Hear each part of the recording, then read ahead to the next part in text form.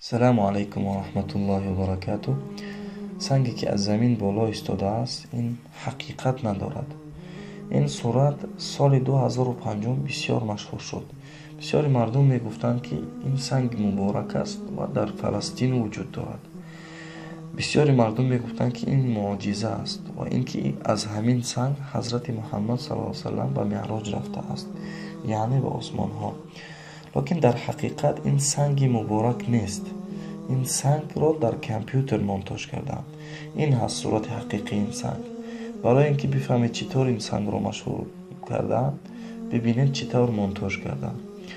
Мардумро фиреб кардаанд.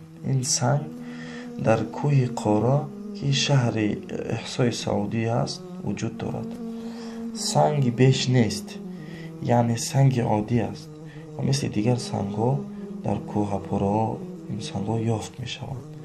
барои ҳамин бародарон ва хоҳарони гиромӣ, фиребхӯрдаи суханони мардум нашавед ва ҳар вақте ки чизеро мебинед ба чашм, онро бипурсед, то ин ки фиреб нахӯред.